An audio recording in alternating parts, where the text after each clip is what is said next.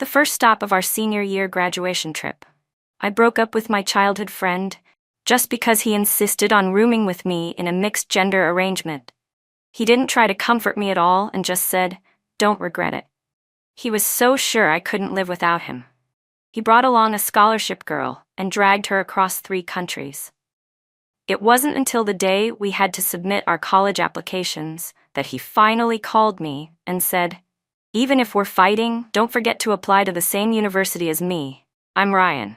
My whole life exists for you. Don't you get it?" What he didn't know was that I had already given up carrying that burden. I applied to the University of Hong Kong. From now on, I no longer needed him in my world. Ryan and I had agreed that after the college entrance exam, we'd go see the world together. But on the day we left, our trip for 2 became a trip for 3. We transferred flights in Urumqi and landed in Georgia. It wasn't until we got to the hotel that I found out Lily, the girl he brought along, didn't have the money to book a room and was going to share one with Ryan. I said no. Lily responded with a sarcastic tone, "Sorry, Emily. Maybe someone like you, who's never had to worry about food or money, just can't understand how someone like me, born poor, has to live so humbly just to save a little. Just the round-trip plane tickets used up all the money I'd saved from working every summer in high school. Anyway, the room's a double. The extra bed would just go to waste. Might as well let me use it. But don't worry, my family might be poor, but we're not cheap. I swear we're just sharing the room, not the bed. Sorry for the trouble. Please, can you help me?" Her eyes were red, her voice trembling with tears, and her body looked like it could collapse at any moment. She really did look pitiful, but I didn't see humility, only a complete lack of boundaries. I didn't want to enable her. I stood my ground and refused. "No, Ryan, if we're still in a relationship, then you can't share a room with another girl. Even if it's 2 separate beds, I just can't accept that." Ryan wrapped his arms around me with that usual smirk, trying to charm his way out of it. "Don't be petty. She can't afford a room. What else are we supposed to do?" I didn't understand and asked directly, if she doesn't have the money, then why did she insist on tagging along on an international trip? She knows she just graduated. Her family didn't suddenly win the lottery. Lily's eyes got even redder. She lowered her head, trying hard to hold back tears. "Sorry, it's just that my family's too poor. Poor people don't deserve to see the world. All we're good for is working summer jobs. I caused you two to fight. It's all my fault. I'm so sorry." Suddenly, she broke down and squatted on the floor, sobbing uncontrollably. Everyone around us started looking over, like I was bullying her. I already felt wronged enough. Then Ryan pulled me aside and said, "That's enough. Why are you being so aggressive? It's not her fault she's poor. Just let her stay with me tonight." My boyfriend going on a trip and sharing a room with another girl. How is that not a big deal? I'd spent over a month putting together a travel plan, imagining how sweet it would be for the 2 of us to enjoy this time together. Watching snow-capped mountains, strolling through grasslands, walking along the beach, checking in at Europe Square. I was so excited the night before we left that I couldn't sleep. And now, all of that turned into nothing. In that moment, I felt like this entire graduation trip had lost its meaning. "Ryan, let's break up." "What? Break up?" "I don't want to keep compromising myself. Whether you continue to take care of the scholarship girl or travel the world sharing rooms with whoever, you, Ryan, have nothing to do with me, Emily Lynn, from now on." I pulled my suitcase and walked away. At that moment, I just wanted to get as far away from them as possible. They were ruining my mood. Ryan finally panicked. He grabbed my wrist, pinched my nose playfully, and smiled like none of this was serious. "You know you can't live without me, but you keep using breakups to scare me. What's the point?" That smug look on his face, I slapped him. Hard. I yanked my arm out of his grasp, holding back the tears welling up in my eyes. My heart was shattered. This wasn't a threat, I meant it. "Ryan, if you're sharing a room with her, then we're breaking up. That's final. No discussion." I showed him my most determined stance, hoping he would understand how serious this was. But Ryan still thought I was just being dramatic. "Don't regret this," he said. Then there was Lily's delicate, teary voice chiming in. "I really envy Emily. You get to fight with him like this. People like me, from poor families, we don't even dare to fight. I guess when someone is used to being favored, they think they can act without consequence. She added, but seriously, you're not going after her. What if she really breaks up with you? I heard Ryan's confident voice from behind. She won't. We've known each other since we were 3. We grew up together. She can't live without me. I can't live without her either. People who are destined to be together for life won't be separated. Even when it came to college, we had already decided to apply to the same school. Ryan had no problem showing off our love in front of Lily. In the past, I probably would have started doubting myself, wondering if I was just being too petty. But I was done exhausting myself with that. I wiped my tears hard and walked out of the hotel, straight to the airport. I bought the earliest ticket I could find and flew home. When my mom saw the flight confirmation I sent her, she called right away. Emily, weren't you in Georgia with Ryan? Why'd you book a flight home? After I checked my suitcase and sat alone at the gate, hearing her voice made all the emotions I'd been holding in crash down at once. The tears came pouring out. Mom, I broke up with Ryan. But my mom just laughed. Broke up? Again? Which time is this now? Didn't you say Georgia was God's backyard? Snow-capped mountains, glaciers, beaches, castles. You spent a whole month planning this trip, and every day you were counting down to it. Weren't you going to take pictures with Ryan at every landmark and capture the memories of your youth? It'd be such a waste not to go. Turns out even my mom didn't believe I'd actually break up with Ryan. No wonder he acted like he had nothing to fear. He was never worried I'd leave. But this time, it wasn't an act. Ryan and I had grown up together, 15 whole years from kindergarten through high school. Rain or shine, he waited at my door every morning to walk me to school, always with my favorite milk in hand. He never said it was especially for me, just ruffled my hair as I took the cup and told me, "Don't dawdle, finish it up, princess." I still remember that scorching summer day in 7th grade. The classroom was like a steamer. I offhandedly said I wanted ice cream, and Ryan climbed over the school wall to get it. He came back dripping with sweat and carefully handed me a slightly melted mango ice cream. "Hurry up and eat. This one has real mango chunks, your favorite." Later, the prettiest girl in school asked him, "Ryan, can you get me one too?" He just glanced at her and lazily smirked. "We're not close. I only bring one for my moon."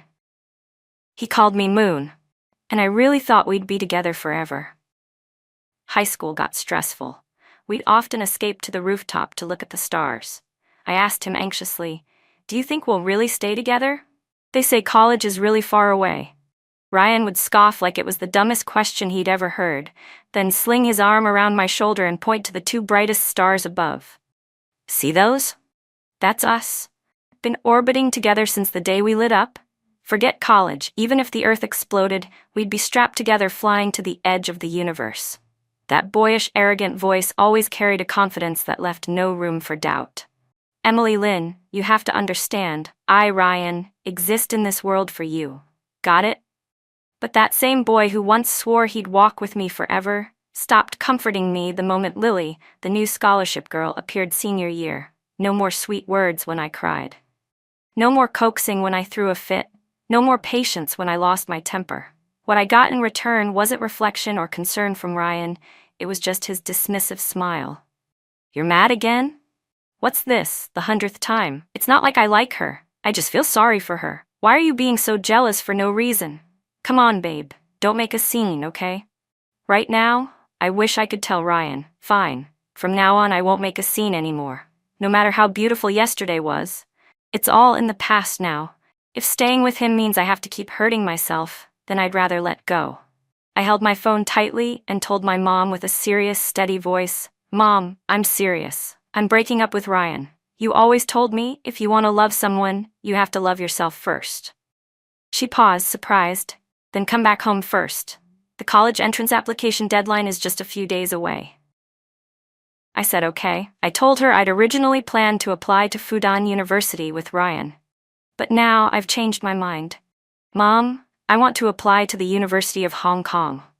She was shocked. "You're not going to the same college as Ryan? He's applying to Fudan.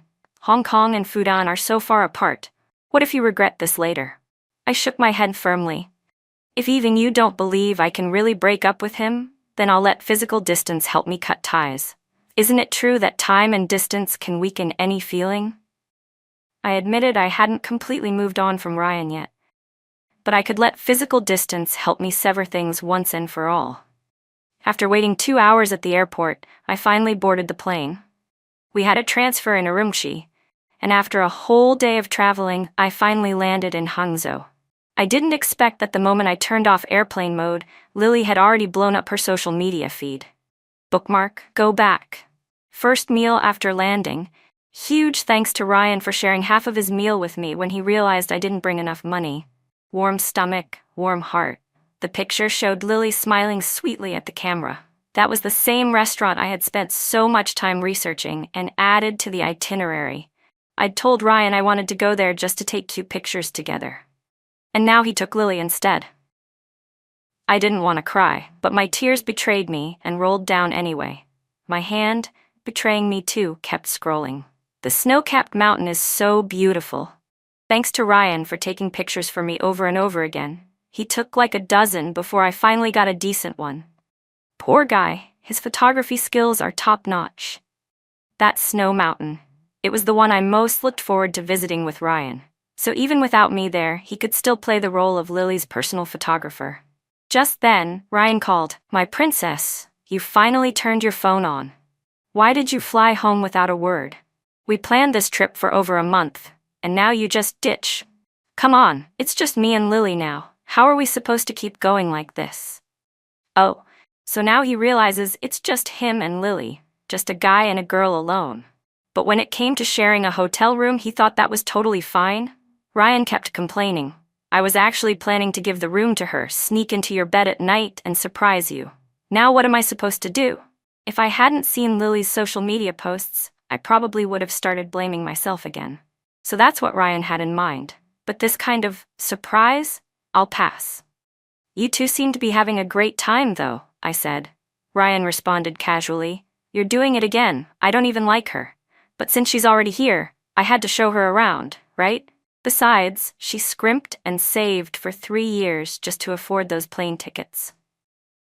But that night, I got a message from Lily. "Emily, are you asleep? I'm really sorry. I actually wanted Ryan to fly back right away to find you. But I caught a chill in the mountains and now I have a fever. My throat hurts so much I can't speak. Ryan's feeding me ginger tea right now. Please don't be mad. Once I'm feeling better, I'll convince him to go back home to you. I'm sorry, I'm such a burden, making him take care of me like this." Attached was a picture. In the dim hotel room light, Ryan held a bowl in one hand and a spoon in the other. I knew exactly what Lily was doing, trying to provoke me on purpose. In the past, I always fell for it.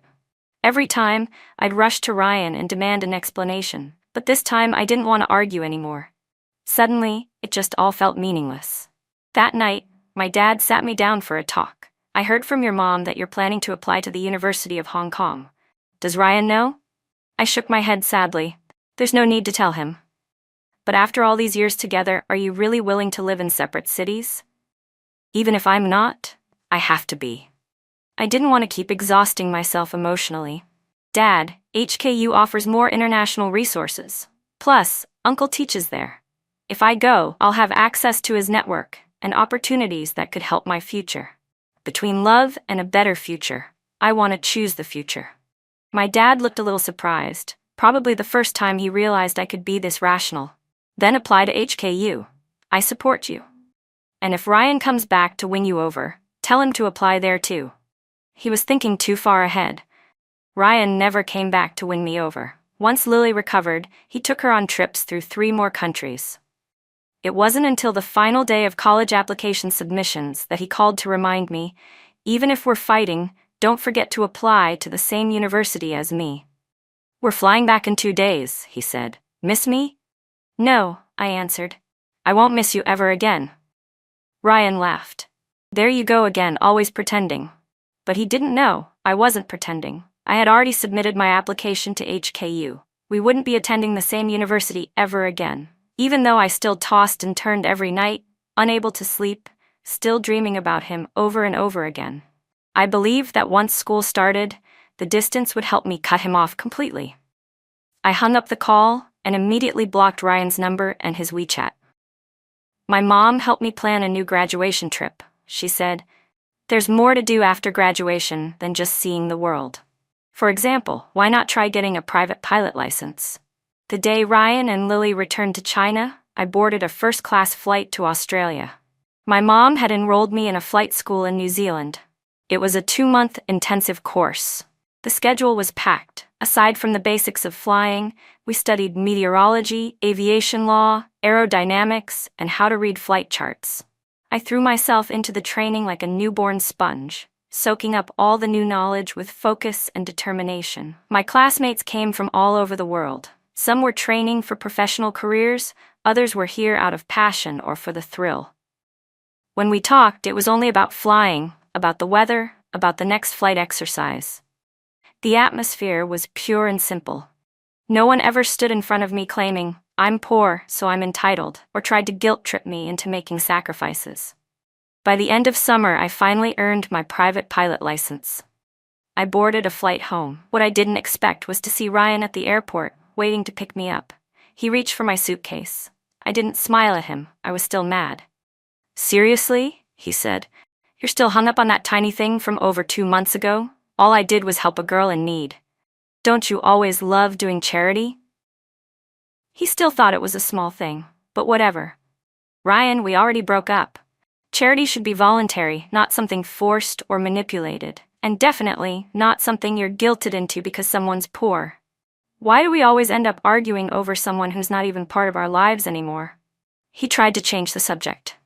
"Anyway, school starts in 3 days. Don't you want to register together?" No, I'm going to HKU. You're going to Fudan. There's no way we'll register together." But Ryan didn't know that. And I didn't feel like explaining it to him. He just ruffled my hair. "Always so stubborn with me. Fine, whatever, what can I do? You're my little moon. I guess I just have to spoil you."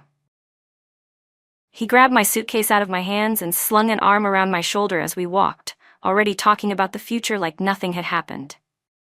"My dad just bought a villa near Fudan. If you're not used to living in a dorm," Ryan said, "we can just get an apartment off campus together. Feeling better now?" He really thought that would cheer me up.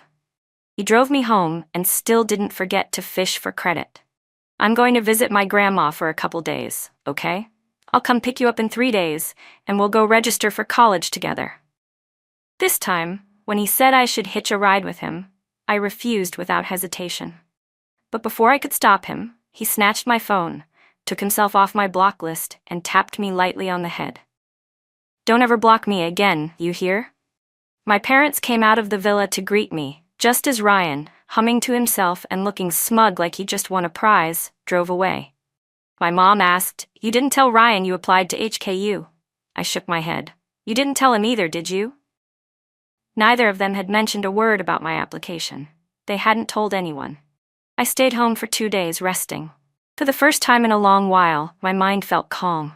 The anxiety, the fear of loss, the obsession, it all seemed to have faded with time. The day before school started, my parents flew to Hong Kong with me. My uncle met us at the airport. When he heard that I had spent the whole summer in Australia earning my private pilot license, his eyes lit up. "Well now, our little girl's really grown up. Finally not glued to that childhood friend of yours, Ryan, was it? Every time you opened your mouth, it was all about him. This is so much better. Young people should take advantage of their energy and learn real skills.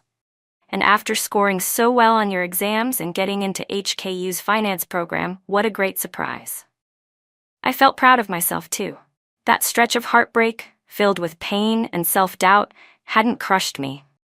On the contrary, it was like a jarring wake-up call that forced me to lift my head and stop staring at that one lighthouse named Ryan.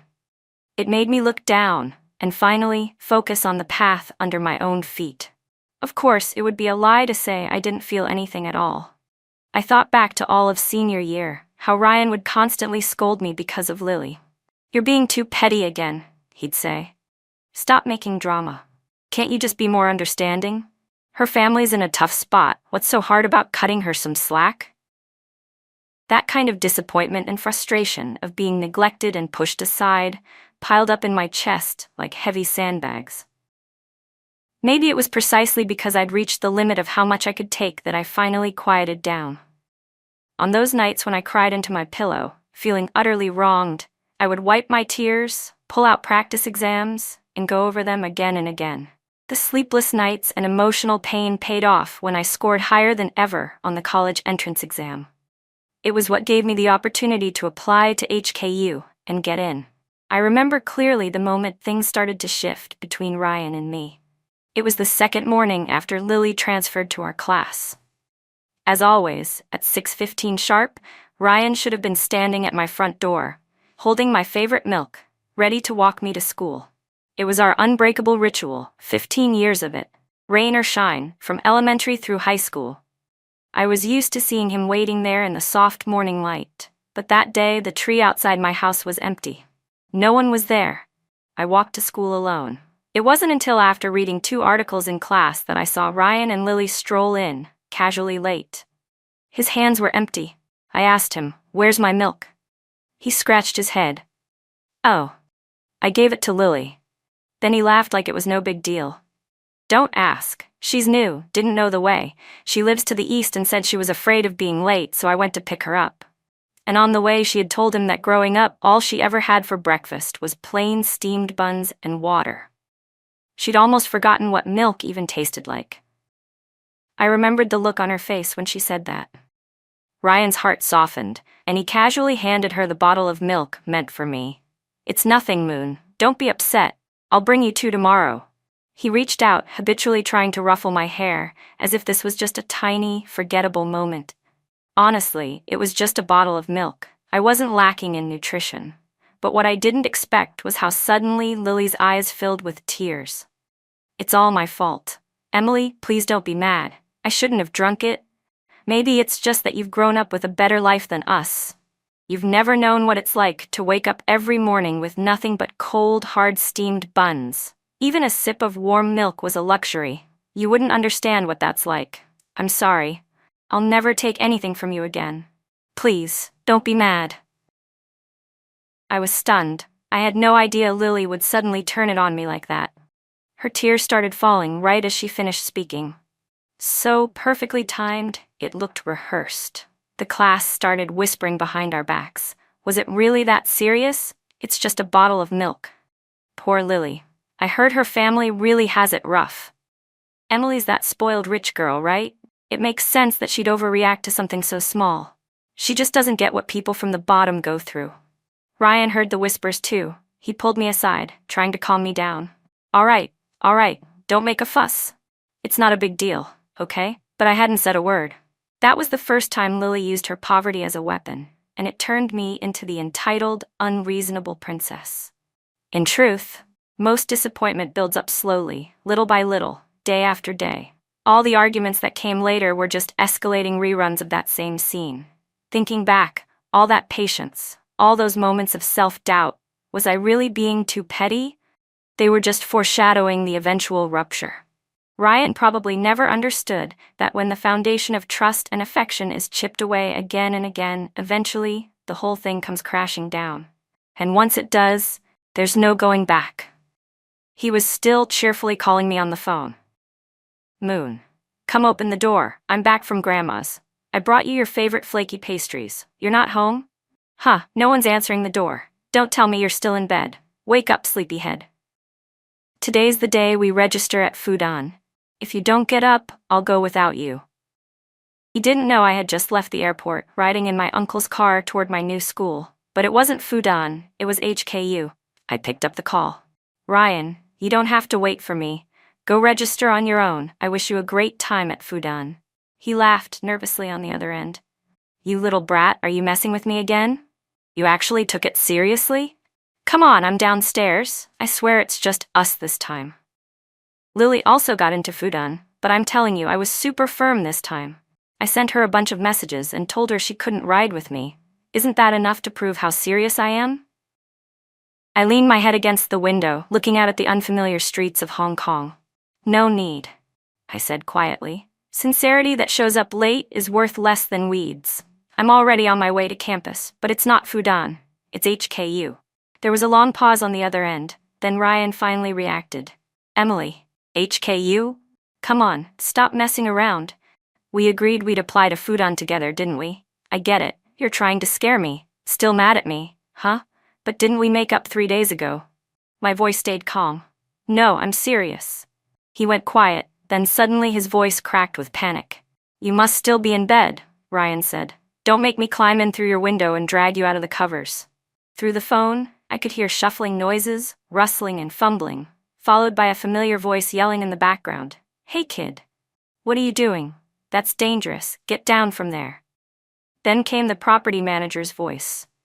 There's no one home. The whole family went to Hong Kong. I'm not lying to you. What you're doing is breaking and entering. Chairman Lin called the building management personally before they left and said his daughter got into HKU. The whole family went with her to help with enrollment. No one will be home for a while. He asked us to keep a closer eye on the villa during patrols. Are you even listening? Hey, don't cry. What's with that look? Someone get his mom. This kid's not right. He looks like he's lost his soul. I didn't listen any further. I hung up the call. I knew Ryan couldn't accept it just yet. But just like how I cut myself off from him, the process would be painful, but one day, it would pass. I deleted Ryan's contact from my phone again, this time for good. From this moment on, whatever love or hatred we once had was no longer my concern. What I didn't expect was for him to buy a plane ticket that same night and rush straight to the dorm building at HKU. The moment he saw me walking out of the girls' dorm, he finally believed it. His eyes were red, voice shattered.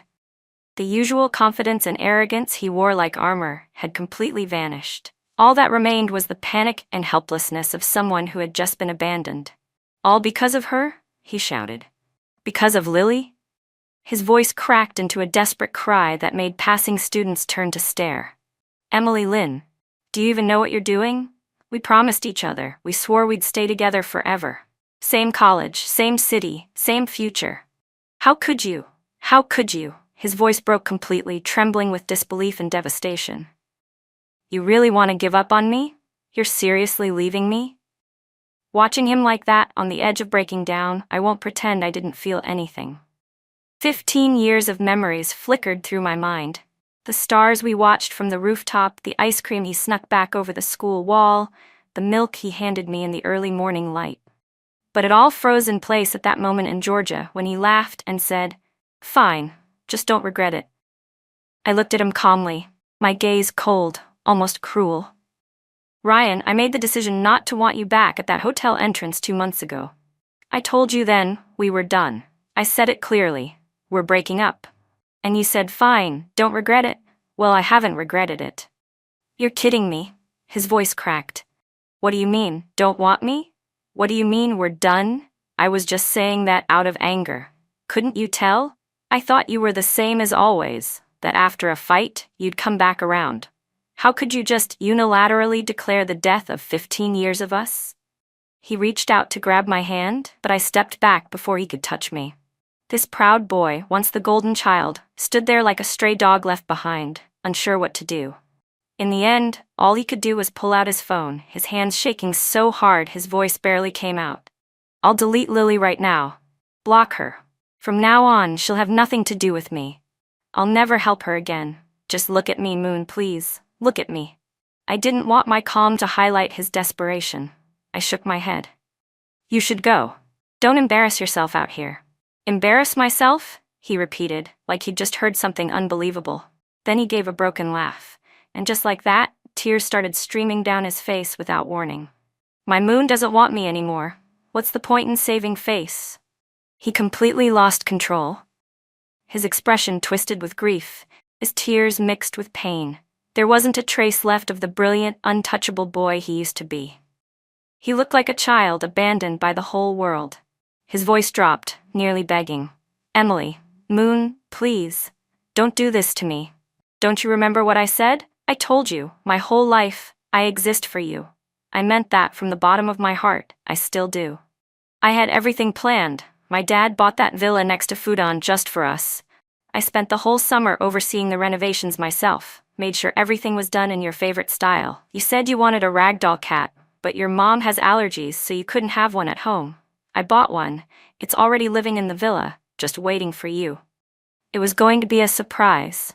My entire future, everything I planned, had you in it. Only you. So how could you just decide out of nowhere that you don't need me anymore? Like tossing out an old piece of clothing, so cold, so heartless. Did you ever even love me at all? His last sentence came out in a near scream.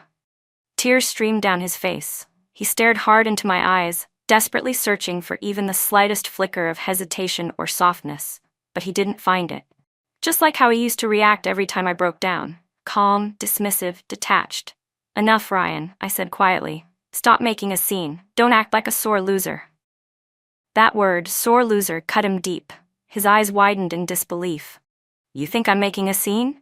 I just don't get it. How could you sentence our 15-year relationship to death over one little thing? I finally laughed, and the tears followed. One little thing? Have you counted how many of those little things there were? In your eyes, Lily's poverty is fact. My frustration is drama. Her needs are sympathy-worthy. My boundaries are overreactions. And when I broke down, when I was barely holding it together, where were you? What were you doing? Ryan, let me make this clear. The breakup wasn't a heat-of-the-moment decision. It was your long-term neglect, your repeated disregard for how I felt every time something involved Lily. And now you're telling me about a villa? A cat? So what? You deleted Lily. So what? You bought a house. You got a cat. That's all your own self-gratifying idea of love. I don't need it anymore. As for your future plans, your disappointment, those are yours to deal with now. After I let go, it all stopped being my responsibility. I didn't wait for his reaction. I turned and walked away without hesitation. Even as he shouted hoarsely behind me, Emily Lynn, how could you just let go like that? 15 years. How do you just throw that away? I paused for just a second, then I turned back and answered him. Just like all those times I told you, crying, Ryan, I'm unhappy, I'm hurting, I can't take this anymore. And you laughed and said, don't be dramatic. I finally learned to accept your indifference, and now I'm giving it back to you.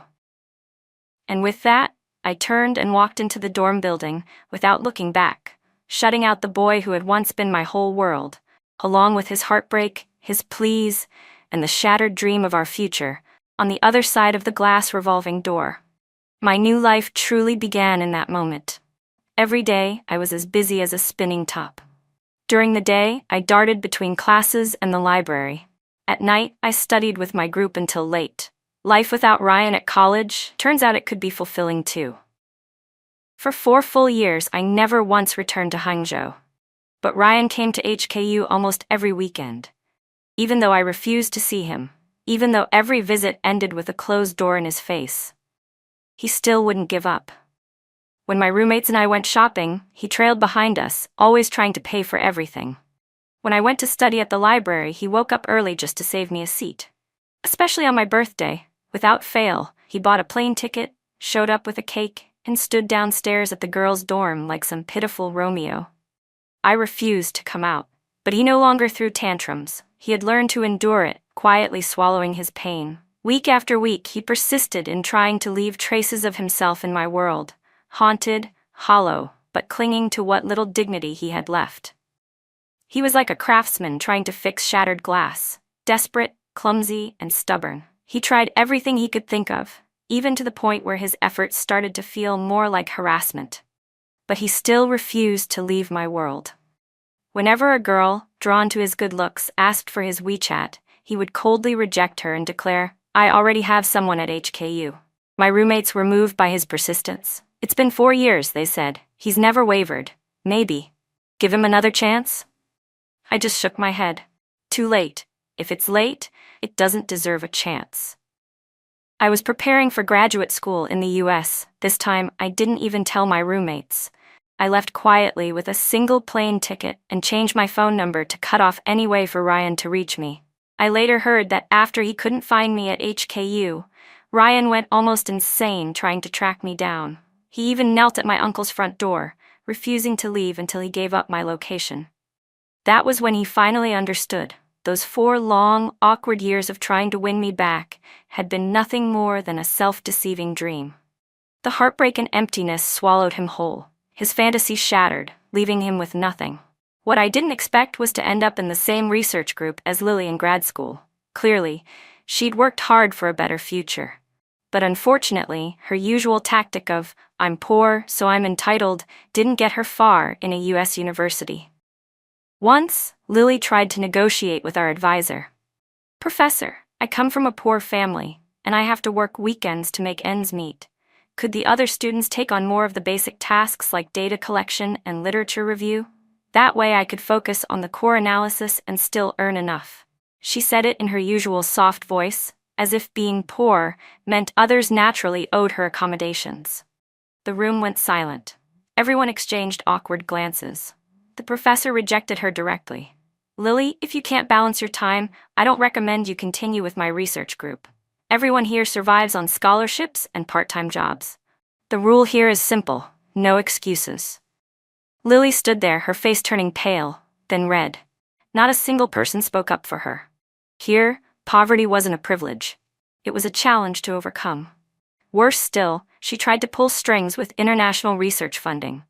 In her application, she heavily emphasized her family's poverty and claimed she had participated in cutting-edge research back in China. But American professors do their due diligence. They found discrepancies between her claims and the truth. Her involvement in the research was minimal, and some academic records were even falsified. American universities have zero tolerance for academic misconduct.